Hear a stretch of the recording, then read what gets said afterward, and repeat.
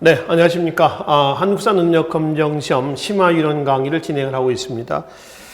제가 지난 시간에 신라 삼국통일 과정까지 대관계를 통해서 본다면은 4세기에서 7세기까지의 관계를 살펴봤습니다. 자, 이번 시간에는 통일 이후의 전개 과정을 정리하도록 하겠습니다. 먼저 13번째 챕터에 통일 이후에 각 왕들의 주요 업적을 보기 전에 신라사 시대 구분 표가 하나 있습니다. 그 표를 잠깐 봅시다. 삼국유사와 삼국사기에 의한 시대의 구분이 기준이 좀 다르죠. 먼저 삼국유사를 기준 한번 봅시다. 상고, 중고, 하고 이랬습니다. 이거는 왕의 명칭 있죠. 왕명을 기준해서 상중하고로 나눕니다. 상고는 신라 고유 왕명을 쓰던 시기예요. 그러니까 거사간, 차차웅, 이사금, 마립간, 왕 여기까지를 이제 뭐라고 하냐면은 상고라고 그랬고요. 그 다음에 이제 불교식 왕명을 쓰던 시기가 중고입니다. 법흥왕대 때 불교 홍인되죠. 그래서 법흥, 그 다음에 누구죠? 진흥, 그 다음에 진지, 진평, 선덕, 진덕, 이 6명이 중고예요. 그러니까 법자나 진자나 선자가 들어간 식입니다. 그리고 마지막 나머지가 이제 전부 다 하고, 하고는 중국식 시호제입니다. 시호제라는 얘기는 뭐냐면은 죽은 다음에 붙여주는 거예요. 그러니까 살아있을 때 이 사람들은 예를 들어서 내가 무슨 왕이다 라는 소리를 듣지는 못하는 거죠. 죽은 다음에 일종의 추서하는 이런 형태가 되는 겁니다. 그래서 일단 삼국유사에 의해서 본다면은 왕의 명칭을 기준해서 신라사를 상고, 중고, 하고로 나눈다. 근데 김부식의 삼국사기를 보면요, 왕의 혈통을 기준해서 신라사를 상대, 중대, 하대 이렇게 나옵니다. 상대는 성골왕이에요. 그러니까 부부가 다 왕족의 어떤 혈통을 갖고 있습니다. 오리지널 왕족이고요. 근데 중대화대는 진골이죠. 진골은 귀족이라는 얘기입니다. 예를 들어서 부부 중에 하나가 성골 아니면 진골, 또는 남편이 진골이나 여자가 부인이 성골이거나 이런 경우가 있어요. 또 둘 다 귀족이거나 이런 경우는 진골입니다. 근데 중대는 진골 중에서도 무열계죠.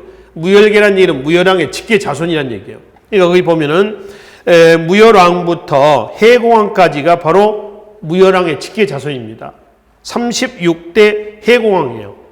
이제 37대 선덕왕이 있죠. 여기서부터 경순왕까지는 똑같이 진골인데 여기는 내물계라고 있습니다. 이게 무슨 얘기냐면은 내물왕의 자손들이란 얘기예요. 내물왕 자손들. 근데 하대가 37대에서 56대까지 몇 명이에요?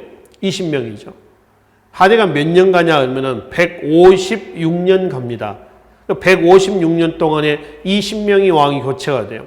왕위가 굉장히 빈번하게 교체가 된 거죠. 뭘 의미하느냐? 이거는 혼란기였다는 겁니다. 이 혼란기 때에 결국 신라대 효공왕대 때에 신라는 후삼국으로 분열이 돼요.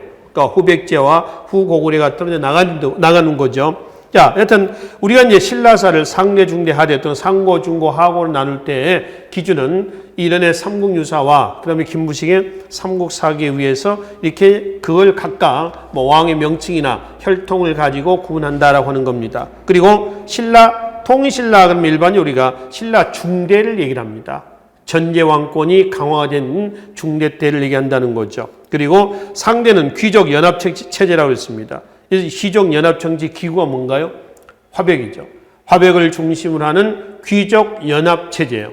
근데 하대 한번 봐봐요. 하대는 귀족 연립체제입니다. 근데 연립과 연합은 뭐냐라고 하는 겁니다. 연합이라고 하는 건 뭐예요? 같이 뭉치는 겁니다. 그러니까 화백이라고 하는 회의기구 안에 같이 모여서 회의하는 거고요. 귀족 연립은 따로따로 떨어져 있는 거죠. 이게 완전히 분열된 겁니다. 이거는 통치체제가 완화가 된 거죠. 약화가 된 그런 모습이다라고 이제 보시면 되겠습니다. 자, 그러면 이제 신라 삼국 통일 이후에 통일신라 중대가 되겠죠. 각 왕들의 업적이 지금 태종, 무열왕부터 해가지고요. 뒷장에 문무왕, 신문왕, 효소왕, 성덕왕, 효성왕, 그 다음에 경덕왕, 그리고 이제 마지막 신라 중대 해공왕이 나와 있습니다. 그 중에 각 왕들의 업적에서요. 태종, 무열왕에서 몇 개만 좀 보고 넘어갑시다. 무열왕 한번 봐봐요. 자, 무열왕 때에 사정부, 감찰기구입니다. 지금의 감사원이죠. 그리고 이제 백제가 멸망이 됐죠. 660년입니다. 말씀드렸습니다만은 무열왕이 661년에 죽는다고 그랬죠. 김주치란 말이에요. 그리고 무열왕대 때 집사부의 시중의 기능이 강화되고요. 화백의 상대대의 기능이 약화됩니다. 이거는 왕권이 강화됐다라는 그런 의미로 해석하시면 되겠죠. 집사부의 장관을 시중이라는데요. 나중에 원래는 중시라고 했다가 경덕왕대 때 시중으로 바뀝니다. 그러니까 중시나 시중이나 같다라고 보시면 됩니다. 수상이에요, 수상. 그리고 이제 상대등과는 대립적인 성격을 지녔고요. 상대등 세력이 강화되죠. 그다음에 시중은 어때요? 약화됩니다. 이거는 화백의 기능이 강화되면서 집사부의 기능이 약화됐다는 겁니다. 근데 중대 때는 반대예요. 그러니까 항상 시소관계다라고 보시면 됩니다. 집사부의 시중의 기능이 강화되면은 바로 왕권이 강화됐다라고 이제 보시면 되겠습니다. 자, 뒤에 문무왕으로 갑시다. 신라 삼국통일이 완성된 시기예요. 그렇죠? 676년이었습니다. 이 문무왕 16년이 되겠습니다. 자, 그리고 신문왕 있죠. 신문왕의 업적은 반드시 기억을 해두세요. 꼭 기억을 해 두셔야 됩니다. 아시겠죠? 통일신라 때요. 통일신라 때의 신문왕. 고려 있죠, 고려. 고려의 광종, 공민왕, 조선의 영조하고요, 정조. 여기에서 제시하고 있는 왕들의 업적은 반드시 기억을 하셔야 됩니다. 왜요? 항상 출제가 되기 때문에. 이 왕들의 업적은, 이건 뭐 항사 능력 검정 시험뿐만은 아니에요.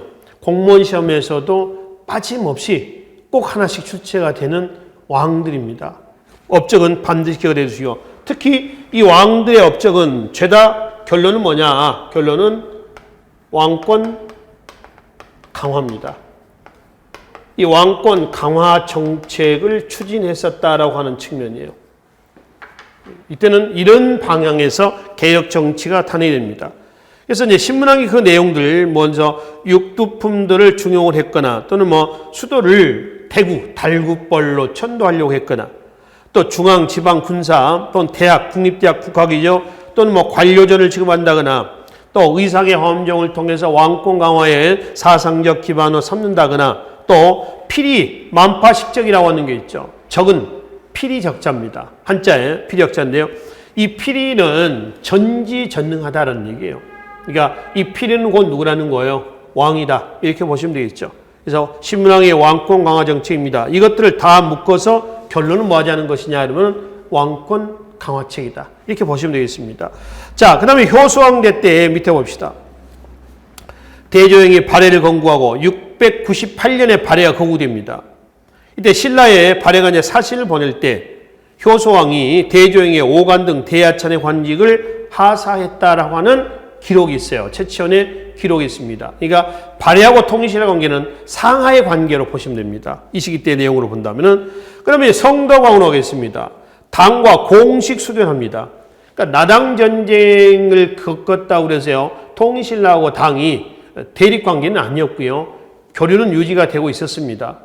그런데 이제 공식적인 수교는 누구 때냐면은 8세기 초 성덕왕대 때의 공식 수교가 이루어집니다. 그리고 한산수 총관은 도독이죠. 지방장관입니다. 한산주의 총관을 지낸 김대문이 여러 저서를 남겼습니다만은 현재 남아있지는 않습니다. 뭐 나중에 문화사에서 봅시다. 그 다음에 위에 신문왕대 때에 관료전을 지급했다라고 하는 것은요, 어떤 그 수조권만 줬다는 겁니다. 근데 그건 왕권 강화책 아닙니까? 근데 성덕왕대 때 일반 백성들에게 뭘 지급했죠? 정전이라고 하는 토를 지급합니다.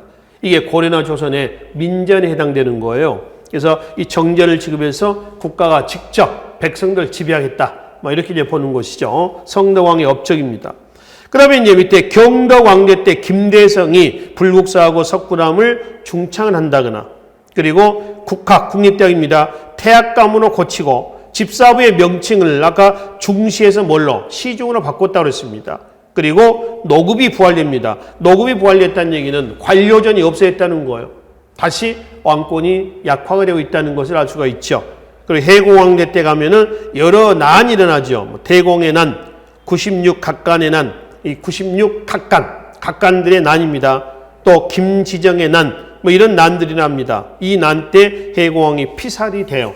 피살되면서 신라 중대 무열계가 끝나고요. 37대 선덕왕부터 신라 하대로 넘어가게 되는 겁니다. 뒤에 선덕왕에서요. 마지막 56대 경순왕까지 나와 있죠. 그러니까 156년간에 몇 명의 왕이 교체했다? 바로 20명의 왕이 교체했다. 모순이 나타나는 시기입니다. 요 내용들은 여러분 한번 읽어만 보세요. 그 중에 효공 한번 보세요. 효공. 900년 견훤이 완산주에서 후백제를 건국했고요. 901년 궁예가 송악에서 후고구려를 건국했고요. 또 궁예가 904년에 국호를 마진으로 고치고 이듬해 905년에 수도를 송악에서 철원으로 천도합니다. 그리고 911년 궁예는 국호를 또 뭘로?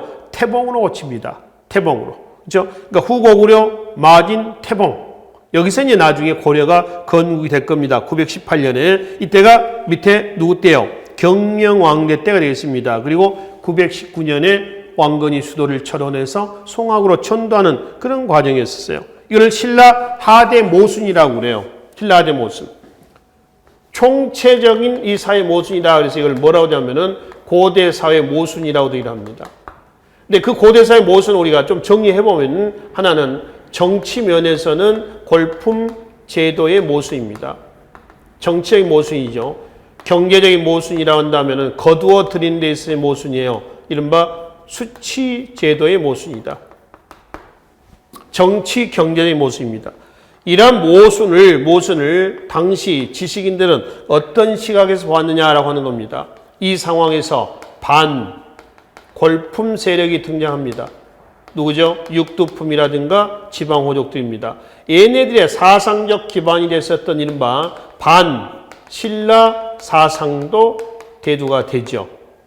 육두품의 유교 사상이라든가 지방호족의 선종과 풍수지리사상이에요. 그래서 이런 것들이 등장해서 고대사의 모순을 극복하려고 했었습니다만은 잘 됐어 안 됐어? 잘 되지는 않았습니다. 왜냐하면 바로 후삼국으로 분열됐죠. 그게 지금 보면은 효고왕대 때 후백제, 후고구려가 떨어져 나가면서 신라가 옛날 삼국시대 때 지금의 경상도 영토로 축소가 된 부분이에요. 그래서 분열된 후삼국을 결국은 나중에 고려, 즉 중세사입니다. 고려가 건국이 되면서 극복을 하게 되는 것이죠. 고대 사회보다 한 단계 더 업그레이드된 사회입니다. 그게 중세죠. 고려 건국의 주역은 누구냐? 918년이 되겠습니다. 결국 거슬러 올라가 보면 얘네들입니다. 얘네들이 고려 건국의 주역으로 등장했었죠. 곧 얘네들이 누구란 말이에요? 지금 말씀드렸었던 육두품 지방호족. 여기는 뭐죠? 유교와 선종과 풍수 지리사상이 되겠죠. 그래서 이제 고려가 건국된 새로운 사회 중세로 넘어가게 될 겁니다. 이건 나중에 고려 건국 과정에서 다시 한번 보기를 하고요. 일단 흐름만 이해를 좀 하시면 되겠습니다. 자, 그러면 이제 신라 삼국 통일 이후에 통일신라의 통치체제 있죠. 그 중앙, 그 다음에 지방, 또는 군사제도, 교육제도, 이런 내용들을 중심으로 해서 한번 살펴보자는 얘기입니다. 먼저 신라 삼국 통일 이후에 통치제도의 특징부터 좀 보고 넘어가 볼까요? 맨 밑에 16번째 자료를 한번 보겠습니다. 집사부의 기능이 강화됩니다. 집사부의 장관을 중시라고 했나요? 그렇죠? 나중에 경덕왕대 때 시중으로 바뀌었고요. 집사부도 흥덕왕대 때 가면은 집사성으로 바뀌어요. 아까 말씀드렸죠. 이게 강화가 되면은 화백의 상대적인 기능이 약화되는 겁니다. 또 왕권이 강화됐다라는 그런 의미예요. 아시겠죠? 그 다음에 뒤로 한번 가봅시다. 사정부 있죠. 사정부는 뭐예요? 감찰기구예요. 감찰. 그래서 이 사정부의 기능이 강화됐다. 발해 중정대 기능이고요. 고려의 의사대 기능이며 조선시대 때 사헌부의 기능이며 가보격 때 가면 도찰원이라는 기구가 있습니다. 도찰원. 다 같아요. 지금의 뭐라고요? 감사원 기능입니다. 그러니까 이 기구가 있었다는 얘기는 관료 제도가 정비가 되면서 많은 관료들이 있었다는 거예요. 요즘 같으면 공무원들이 많아졌다는 겁니다. 걔네는 이제 비리를 감독하기 위한 관청으로서 이게 만들어졌다라고 하는 것이죠. 자, 국립대학, 국학이 설립이 됐고요. 그리고 국학은 아까 신문학대 때의 국립대학으로서 유교적 지식인을 양성한 기구로 설립이 됐습니다. 그리고 이제 신라 삼국 통일 이후에 추진했었던 민족 융합 정책이 있습니다. 보십시다. 위에 한번 봅시다. 고구려 백제 관리들을 신라의 지배체제 안에 흡수했죠. 고구려 왕족 안승, 고구려 부운동을 전개했던 안승을 보덕국의 왕으로 우대를 했고, 그리고 통일 이후에 진골로 흡수했습니다. 보덕국은요, 고구려 부운동 세력을 신라가 안승을 회유를 해가지고 전라도 김제에다가 보덕국이라는 나라를 만들어요. 익산에다가. 그래서 만들어서 그 세력을 끌고 내려옵니다. 그래서 나중에 신라 삼국통일에 걸품들이 흡수돼 버리죠. 동화시켜버리는 겁니다. 고구려계는 최고 육두품, 보덕국계는 최고 진골, 안승 같은 게 진골로 들어오지 않습니까? 백제계는 최고 오두품에 편입이 돼요. 간단하게 하면은 신라 삼국통일 이후에 고구려 백제 유민들을, 관리들을 그대로 제도권 안으로 흡수를 했었다라고 하는 겁니다. 그 다음에 지방제도에서 구주 5소경의 정비도 민족융합정책입니다. 삼국은 삼국은 지방이 5개 구역이었죠. 고구려 5부, 백제 5부, 신라 5주 이렇죠. 이제 삼국통일에서 영토가 넓어지죠. 9주. 그 다음에 신라의 2소경 내지 3소경이 삼국통일에 뭘로 했죠? 5소경으로 했습니다. 옛날 백제 가야 땅에다가 설치해 놓은 거죠. 민족융합입니다. 중앙군이 구서당인데요. 구서당에는 신라인 말고 고구려 백제, 그 다음에 보덕국인, 안승의 보덕국인, 결국 고구려인이 되겠습니다만은 심지어 말가림도 들어갑니다. 구서당의 편성도 분명 민족 융합 정책이다. 이렇게 보는 것이죠. 이게 신라 삼국 통일 이후에 나타났던 통일신라의 통치제도의 특징에 해당이 되겠습니다. 자, 그러면 이제 구체적으로 중앙제도를 한번 봅시다. 밑에 병부부터요, 애작부까지 이게 설치 순서대로요. 그 중에 병부, 국방부입니다. 법흥왕대 때 법흥왕의 업적에서 봤죠. 가장 먼저 설치가 돼요. 그 다음에 위하부, 조부, 승부, 예부, 영객부, 집사부, 창부, 이방부, 사정부, 좌이방부, 우이방부 있죠. 선부, 공장부, 애작부 있는데요. 육부하고 비교하는 걸 한번 봐봐요. 육부하고 비교하는 걸 보면은 병, 이, 예부, 호부, 형부, 공부가 있죠. 그렇죠? 그러니까 육전 체제가 완비가 된 것은 누구 때예요? 신문왕대 때입니다. 뭐를 끝으로? 애작부를 끝으로 해서 육전 체제가 완비가 돼요. 신문왕의 업적은 반드시 기억을 하셔야 돼요. 아시겠죠? 그 중에 집사부하고 창부가 있습니다. 원래는 진흥왕대 때 품주라는 관청이 있어요. 진흥왕의 업적에서 나와 있는 겁니다. 품주가 지금 진덕 여왕대 때에 뭘로? 집사부와 창부로 개편이 됩니다. 집사부는 국가 기밀 사무를 담당하고요. 창부는 재정입니다. 창고, 국가 재정을 담당하는 관청이다. 집사부는 나중에 흥덕왕대 때 뭘 바뀐다고요? 집사성으로 바뀌고 여기에 장관을 뭘 한다? 처음에는 중시라 했다가 나중에 경덕왕대 때 또 뭘로 바뀐다? 시중으로 바뀐다. 이 기능이 강화되면 왕권이 강화된다라고 하는 겁니다. 그렇게 해서 이제 정비가 됐습니다. 그러니까 법흥왕대 때 국방부 설치로부터 시작해서 통일 이후에 신문왕대 때에 애작부를 끝으로 해서 완비가 됐습니다. 육전 체제가 완비가 됐다는 것이죠. 자, 18번째 자료에 중위제도라고 하는 게 있습니다. 중위제도는 우리가 바로 앞 시간에 경위, 외위, 중위에서 이제 말씀을 드렸죠. 통일 이후에 능력이 있는 육두품들의 불평, 불만을 조금 누그러뜨리고 걔네들 회유하기 위해서 중첩된 관등을 뒀다. 그래서 육관 등에는 예를 들어서 육관 등 아찬이었죠. 사중 아찬에서 4개 등급으로 나눴던 이런 부분도 있었죠. 그걸 뭐라 한다? 중위 제도를 한다. 그래서 다음 장에 메뉴 보겠습니다. 진골 중심의 골품제를 유지하면서 비진골 중심의 관료제를 활성화시키는 타협 안으로서 성립된 것이 뭐였다? 중위제도다라고 하는 것이죠. 그래서 신라의 중앙관제는요, 중앙정치기구, 이게 뭐 하는 관청인가? 이런 정도로만 이해를 좀 하시면 되겠습니다. 자, 지방제도 한번 갑시다. 지방제도. 행정적 기능이 강화됐다라고 했죠. 삼국은 행정적, 군사적 기능 중에서 삼국의 지방행정제도는 이 기능이 더 강했습니다.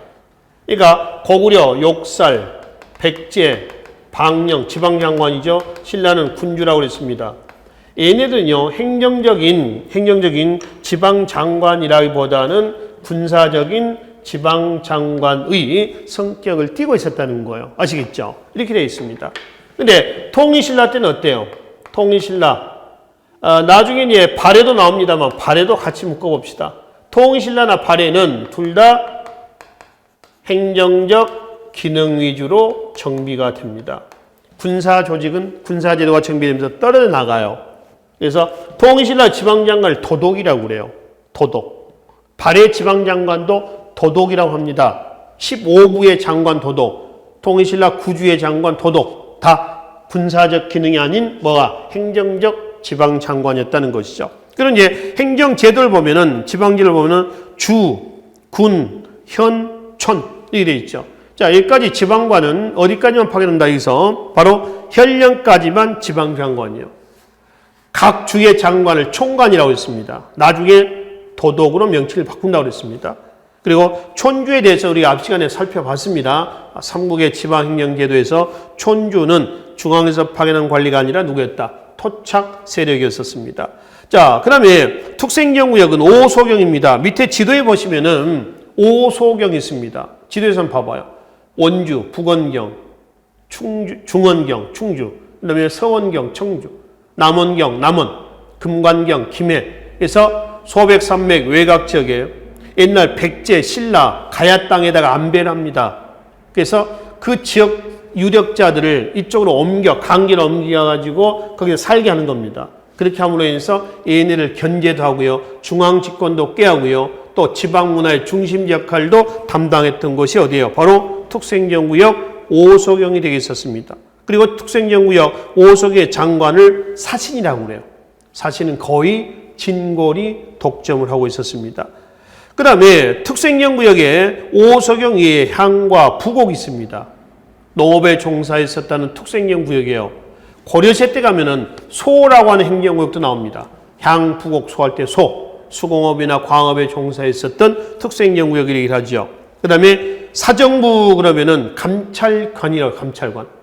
그러니까 감사원의 기능이라고 하잖아요. 그러니까 지방에 파견했던 감찰관을 외사정이라고 합니다. 바로 지방관의 감찰 기능을 담당했고 중앙집권의 목적이죠. 상수리 제도는 인질제도입니다. 지방 호족 본인을 중앙으로 끌어오는 거죠. 고려의 기인제도, 조선의 경절이, 영절이 제도와 같습니다. 다 지방 세력을 견제하기 위한 인질제도였다라고 보시면 되겠습니다. 밑에 구주는 사벌주에서 무진주까지, 그 다음에 5소경에서 옆에 표 있죠? 표에도 있고요. 지도에도 나와 있고 지금 현재의 지역이 어디냐라고 하는 것도 나와 있습니다. 그래서 표, 지도는 그렇게 해서 참고해서 살펴보시면 되겠습니다. 자, 다음 장으로 넘어가서 통일신라의 군사제도 한번 봅시다. 중앙군을 뭐라고 했어요? 구서당, 지방군은요? 십정. 서당은 뭐냐면 이 옷 소매 색깔이에요. 옷 소매 색깔을 서당이라고 해요. 그러니까 색깔에 따라서 부른 명칭이 다르죠. 그러니까 보시면은 구서당에서 뭐가 있어요?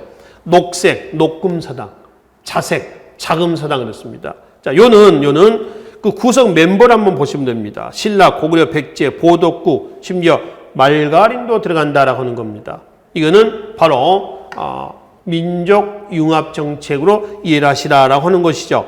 근데 지방군은 이제 구서당이 10정이다, 중앙군 10정이다라고 한다면은 지방군은 10정이란 말이에요. 중앙군 구서당, 지방군 10정. 정은 요즘에 어떤 부대 사단, 한 개 사단, 한 개 사단의 병력이 정확치는 않습니다. 한 10,000명 정도 됩니다. 대략 10,000명 전후 되거든요. 그러면 여기서 그 사단 정도로 보는데 이 정이 정확히 몇 명이냐라고 하는 건 알 수는 없어요. 그렇지만 정이라고 하는 단위는 요즘에 사단, 그런 정도의 단위다라고 이해하시면 되겠습니다. 각 주에 일정을 둔다고 그랬죠. 그러면 신라의 행정조직은 몇 주예요? 9주죠. 9주면 몇 정이 돼야 돼요? 9정이 돼야죠. 근데 왜 10정이냐는 얘기지. 한 주에는 2정을 둡니다. 자, 밑에 지도에서 말이죠. 앞장의 지도에서 여러분들 한주가 어디가 한주인가 봐봐요. 대동강 원산만 경계해가지고 바로 밑에 지금의 경기도 쪽이에요. 여기 한주입니다. 여기는 2정을 둡니다. 즉 다른 정은 한 개 사단을 뒀는데 여기는 2개 사단을 뒀다는 거예요. 왜 그랬을까요? 그 위에 누가 있어요? 발해가 있죠. 그러니까 발해하고 통일신라는 그닥 원만한 관계는 아니었다는 겁니다. 조금 대립된, 그때서 아주 강력하게 대결하는 그런 양상은 아니지만은 좀 껄끄러운, 이런 관계였다는 걸 알 수가 있습니다. 그래서 그 지역적으로 한주에는 몇 정을 뒀다고요?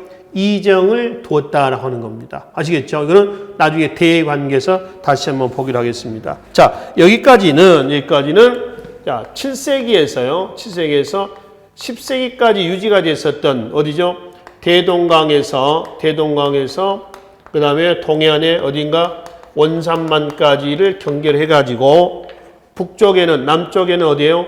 통일신라하고 옛날 여기는 어디예요? 대동강 원산 이북은 고구려 땅 아닙니까? 고구려 땅에서는 누가? 고구려 멸망한 이후에 고구려의 유장 대조영이 698년에 발해를 건국을 하죠. 처음에 국호를 진이라고 그랬습니다. 그 다음에 926년에 거란에게 멸망할 때까지 양국된 요 시스템, 이 체제입니다. 이거를 유득공은 발해고에서 뭐라고 했어요? 남북국 시대다라고 얘기했죠. 그래서 신라의 정치적인 발전 과정을 이렇게 살펴본다면은 그 이북, 대동강 원산만 이북에서는 어디가 발해가 건국됐다는데 발해 건국 과정부터 멸망할 때까지 그리고 발해 통치 제도를 같이 묶어서 살펴보시면 되겠습니다. 자, 일단 발해는 뒷장에 지도가 나와 있습니다. 발해 영토는요, 우리가 얘기하는 영토, 발해는 대동강 원산만 이북까지예요. 이북입니다. 그리고 한번 지도를 그려보면 이렇습니다. 이런 정도로 보시면 되는데요. 일단 대동강 원산만 이렇게 보겠습니다. 평양에서 원산이죠. 그러니 이쪽은 연해주 중에 연해주를 포함합니다. 지도에 보시면은 만주를 포함하죠. 여기는 이제 어디예요? 요동반도죠. 여기는 요하가 있죠. 그래서 요하, 요동반도, 서해안, 대동강 원산만, 동해안, 연해주, 블라디보스톡까지 끼고 있습니다. 이게 발해 영토입니다. 작은 나라는 아니에요. 굉장히 큰 나라입니다. 근데 오래 가지는 못했습니다. 926년에 거란에게 멸망합니다. 거란이 세운 나라를 뭐라 하죠? 요라고 하죠. 그러니까 거란이 고구려 고토를 차지하고 있는 꼴이 되는 거죠. 10세기 때는. 이때는 신라가 삼국 통일 이후에 후삼국으로 분열이 됐고요. 분열된 후삼국을 누가? 고려가 통합했습니다. 고려는 고구려 후계자라고 그래요. 그러니까 고구려 고토 회복을 위해서 국초부터 북진 정책을 추진하는 겁니다. 그럼 현재 고구려가 918년에 건국됐었을 때 아직은 발해는 멸망하지 않은 상태예요. 그러니까 발해가 멸망하고 나서 거란에게 유민들이 고려로 내려옵니다. 고려가 받아줍니다. 왜? 민족 융합 정책이에요. 얘나 다 누구의 후계자다. 바로 고구려의 후계자다라고 하는 거예요. 그렇죠? 그래서 북진 정책 추진 과정에서 고려는 누구하고 대립을 하겠어요? 당연히 거란하고 대립을 하겠죠. 그래서 거란과 고려 간에 몇 차례 3번에 걸친 싸움이 나옵니다. 3차에 걸친 충돌이 나오죠. 1차 때 보면 서희의 강동육주 확보, 2차 때 양규의 귀주대첩, 3차 때 강감찬의 귀주대첩에서 3번 다 고려가 판정승을 건단 말이에요. 그러니까 왜 고려의 북진정책 때 거란하고 고려는 이런 대립관계가 진행됐느냐라고 하는 겁니다. 국호 고려는 고구려의 후계자였다라고 하는 겁니다. 그래서 발해는 이렇게 해서 건국이 돼서 926년까지 넘어가게 되는 겁니다. 그러면 발해가 고구려를 계승했다. 즉 한국사로 발해를 편입을 시켜야 하는 이유는 뭐냐? 이 얘기는 왜 그러냐면은 중국, 러시아, 우리나라에서 지금 서로 갈리거든요. 러시아의 고등학교 국사교과서를 보면은 발해는 러시아사로 옵니다. 발해 중심은 어디다? 연해주다라고 보는 거예요. 근데 중국은 동북공정 때 잠깐 말씀드렸죠. 말씀드리겠습니다. 나중에 식민사관에서도 발해를 중국사로 봅니다. 우리는 북한과 남한의 학교에서는 발해를 한국사로 본단 말이에요. 그래서 이 발해라는 나라에 대한 명확한 규정이 좀 필요해요. 그렇죠? 물론 그렇다고 해서 우리가 발해가 러시아나 중국이나 우리나라 학교에서 모여서 이렇게 나눠 갖자, 역사를 나누자라고 하는 건 아닙니다. 발해는 고구려 유민들에서 건국된 나라고요. 발해 정치, 문화적인 요소를 보면 고구려적인 요소가 굉장히 많이 나옵니다. 결국 발해는 한국사다. 이렇게 일한단 말이에요. 이건 우리가 바로 앞에 시간에 아마 말씀드렸죠. 한국사에서의 주체성을 찾기 해가지고 위만조선을 한국사로 보는 이유, 또 백제가 고구려가 부여를 계승했다는 것, 또 백제가 고구려를 계승했다는 것, 또 발해가 고구려를 계승했다라고 하는 그런 흔적들이 있었잖아요. 그 중에 이 얘기였어요. 22번째 챕터를 한번 봐봐요. 발해사를 한국사로 포함시키는 근거예요. 이 앞에서 나왔지 않습니까? 정치, 또 민족 구성, 외교 문서, 또는 뭐 사신 파견, 문화, 또 인적 자원, 뭐 이런 것들을 봤을 때 분명 발해는 한국사다. 이렇게 보는 겁니다. 아시겠죠? 자, 그러면 이제 23번째 챕터 한번 봅시다. 발해의 전제왕권 강화책이 있습니다. 자, 이거 한번 봅시다. 그걸 보기 전에 신라가 삼국 통일한 이후에 이때 전제왕권이 어땠어요? 강화가 됐죠. 그렇죠? 전제왕권이 강화됐습니다. 왕권 강화와 전제왕권 강화는 어떤 개념이냐면은 왕권 강화는 그냥 왕권이 강화가 된 거예요. 왕권이 강화된 겁니다. 근데 앞에 전제라는 수식어가 없습니다. 전제. 전제입니다. 오로지 전자입니다. 이거는 제작한다 할 때 제자입니다. 만들다 할 때 제자예요. 그러니까 오로지 지 멋대로 지가 다 만들어서 지가 다 한다는 거예요. 누가? 왕. 그러니까 왕권 강화가 어떤 강도면에서 왕권 강화의 강도면에서 100이다라고 한다면 전제 왕권 강화는 한 1000 정도 된다 이렇게 보시면 됩니다. 그러니까 그냥 왕권 강화 아니라 전제 왕권 강화 그러면 왕권이 굉장히 강화된 거예요. 왕이 숨 한 번 쉬면 훅 한 번 불면은 깨끗이 정리가 될 정도의 그런 파워예요. 그러면 통신라 때 전제왕권 강화하실 때 누구를 꼭 기억을 해 두시라고 그랬어요? 바로 신문왕을 기억을 해 두시라고 했잖아요. 그죠? 신문왕 여기에 배후의 육두품들 중심으로 하는 그치? 그래서 신문왕의 업적은 100% 출제됩니다. 항상 출제가 돼요. 아시겠죠? 그래서 기억을 해 두시고 그러면 대동과 원산만 밑에서 이 이남에서 신문왕대 때를 정점을 해가지고 전제왕권이 강화됐다라고 한다면 그 이부 대동과 원산만 이부 이 발해에서는 어땠을까? 발해도 통일신라 못지않게 전제왕권이 굉장히 강화됐어요. 아시겠죠? 그럼 발해에서 왕권이 강화됐다는 흔적은 밑에 보겠습니다. 한 3가지 나와 있죠. 연호를 썼다. 우리가 최초의 연호를 뭐라고 그랬어요? 광개토왕대 때 영락이라고 했습니다. 자, 연호 사용은 안으로는 왕권의 강, 밖으로는 중국과의 대등함 이런 의미를 갖는다고 그랬죠. 그래서 발해 연호, 고왕, 대조영입니다. 천통, 무왕, 인한, 문왕대 때 대응, 성왕대 때 중흥, 그 다음에 선왕대 때 건흥, 청태, 애왕은 발해의 마지막 왕이에요. 15대 마지막 왕이 애왕입니다. 이때 청태라는 연호를 씁니다. 이런 연호를 썼다라고 하는 점. 그 다음에 왕위 계승에서 장자상속제가 확립됐다는 거죠. 이 장자상속제, 다른 말로 뭐냐면 동궁제라고 해요. 동궁제. 동궁은 궁궐이 있게 있죠. 궁궐이 있게 있으면요. 동쪽에 있는 궁궐입니다. 여기 이제 왕이 있잖아요. 황제가 있을 겁니다. 왕이 있으면은 다음 왕이 거주하고 있는, 거처하고 있는 궁궐입니다. 동궁제, 이거는 왕위 계승이 장자상속으로 이어지고 있었다라고 하는 것을 확인해 볼 수가 있는 것이죠. 그렇죠? 자, 그 다음에 뒷장에 봅시다. 관료제도가 정비됐다. 그래서 육부가 유교식 명칭을 쓰고 있고요. 이호의 병형공 이런 게 아닙니다. 충, 인, 의, 지, 애, 신 이란 유교식 명칭을 쓰고 있었다는 점. 그리고 왕을 발해서는 왕이라 하지 않고요. 왕이라 않고 가독부라고 했습니다. 가독. 이러한 용어들은 죄다 뭘 의미하느냐? 바로 전제왕권이 강화되었다라고 이제 보시면 된다는 겁니다. 그렇죠? 자, 그래서 앞장에 나와 있는 연호의 사용, 그다음에 장자상속제 확립, 그다음에 관료제도의 정비, 그러니까 왕을 중심으로 해서 강화된 왕을 중심으로 해서 이론적인 통치체제의 정비를 얘기한다는 것이죠. 이 3가지는 바로 통일신라 신문왕대 때의 전제왕권 강화를 위한 여러 가지 시책들이 있었잖아요. 그렇죠? 뭐 예를 들어서 14관제 정비, 14개 관청의 정비입니다. 구주 오소경의 완비, 군사제에서 구서당 10정의 정비, 관료전의 지급, 그리고 노급의 폐지와 시급의 제한 이런 것도 있었죠. 또 만파식적이라고 하는 설화도 있었고요. 또 의상의 화엄종, 이것도 전제왕권 강화를 위한 사상적 기반이 있었습니다.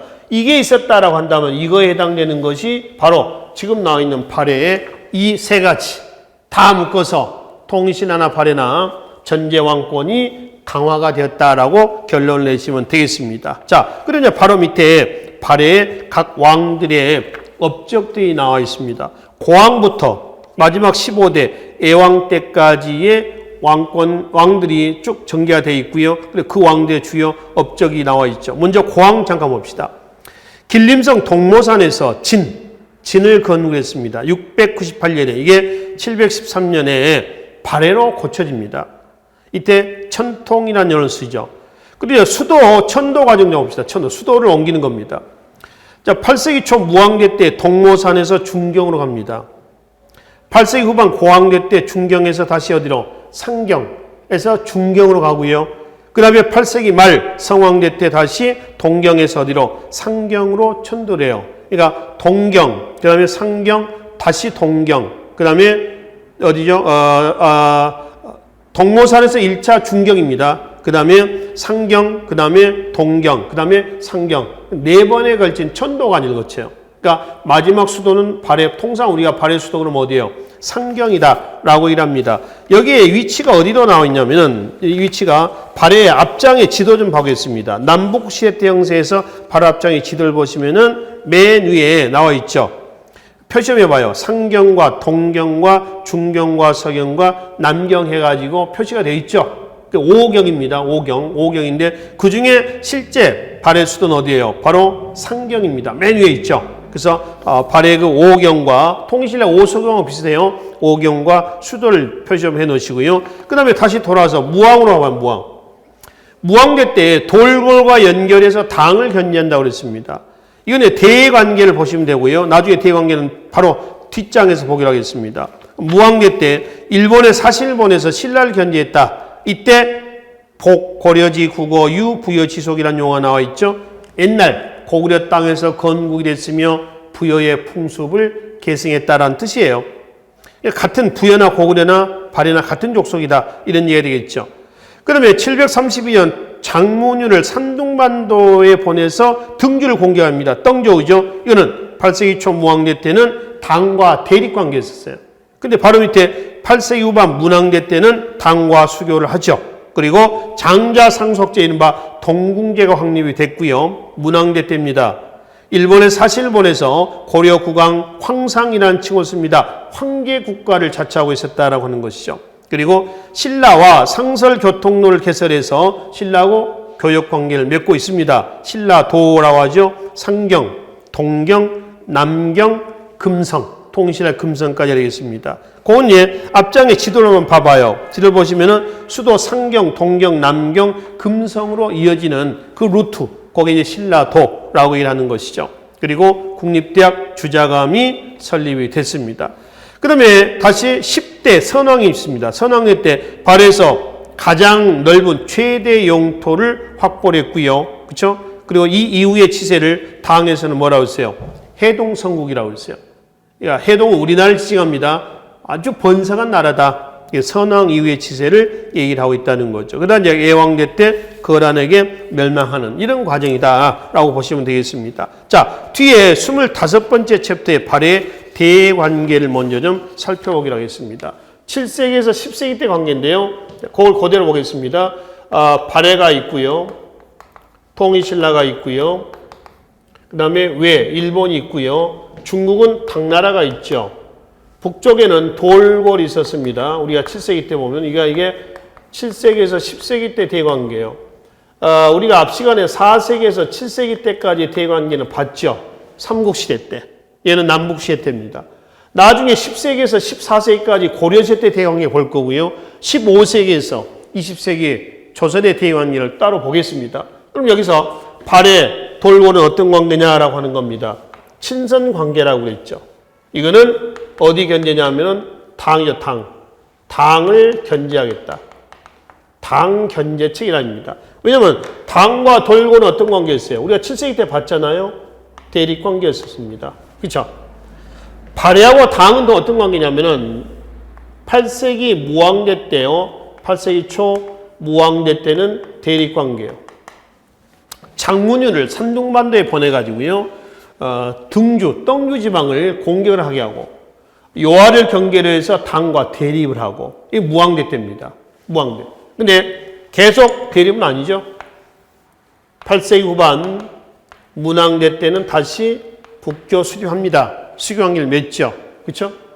그 다음에 이제 발해하고 유해는 어떤 관계냐? 친선 관계입니다. 발해 입장에서 보면 이거는 통일신라죠. 신라 견제체계예요. 그러니까 두 나라 관계는 조금 껄끄러운 관계가 진행되고 있었다는 걸 알 수가 있습니다.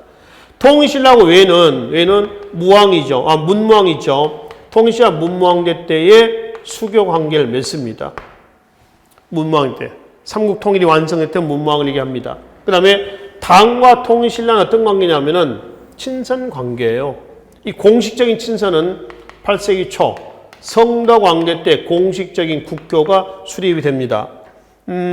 봐봐요.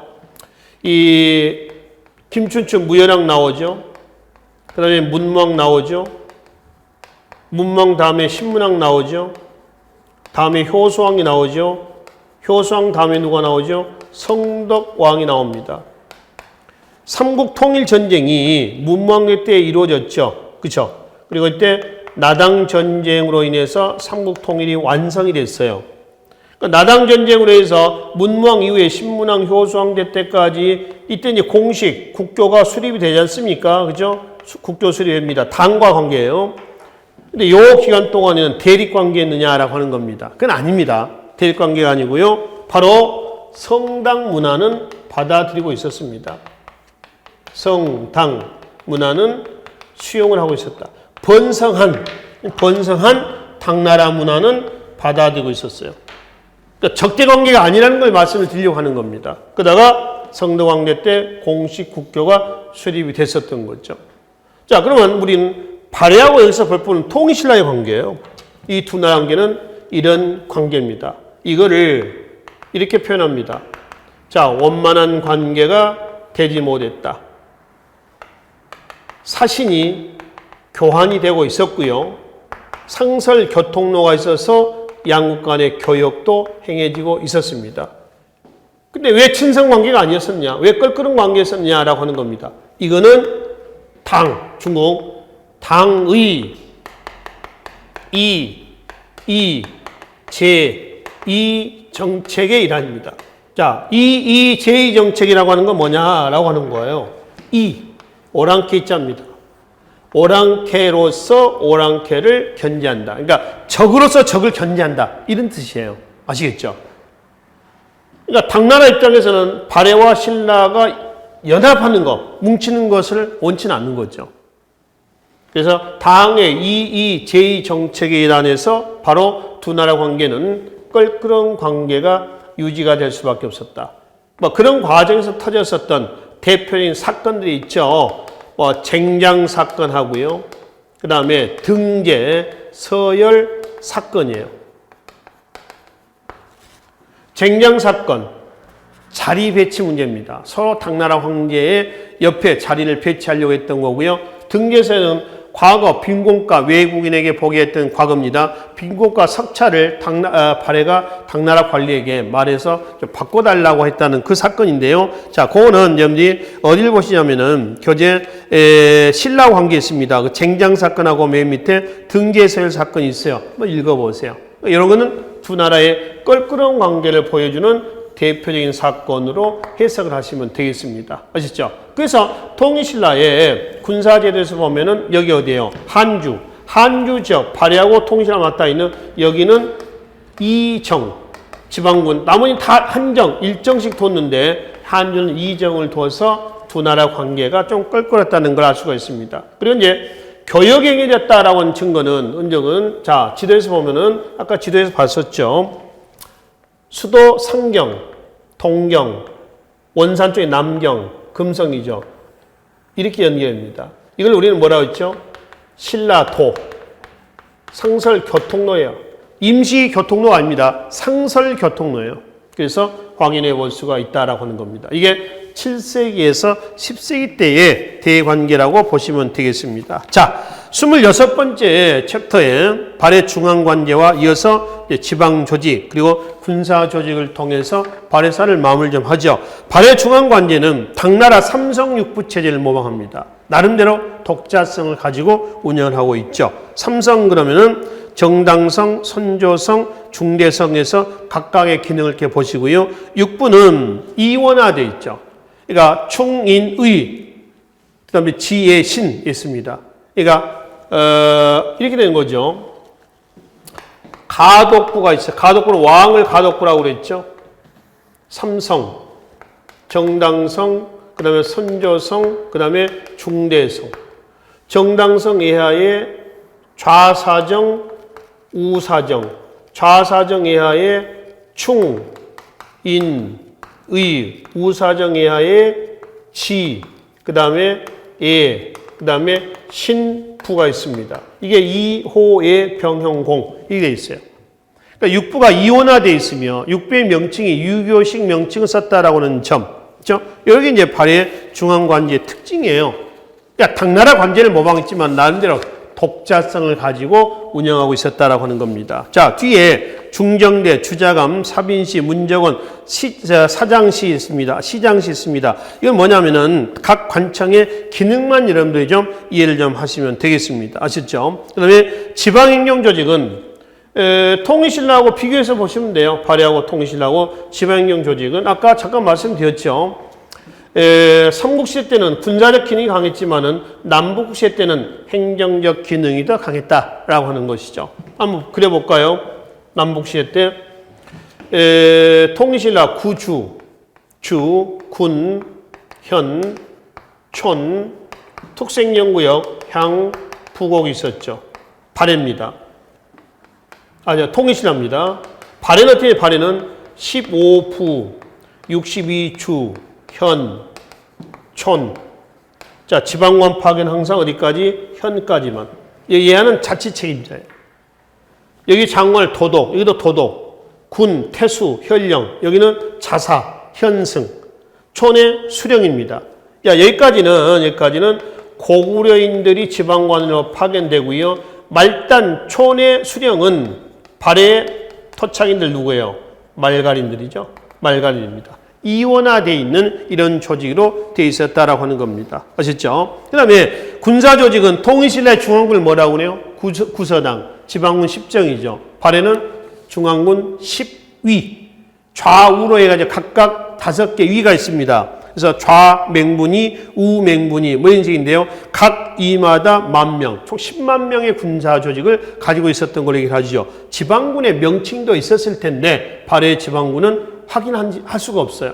아마 농병일치체제에서 지방관에 의해서 동원이 됐었던 걸로만 얘기를 한다는 것이죠. 그래서 남북시대 때 통치제도까지 해서 마무리를 하고요. 다음 시간에는 고대 경제편에서 뵙도록 하겠습니다. 수고하셨습니다.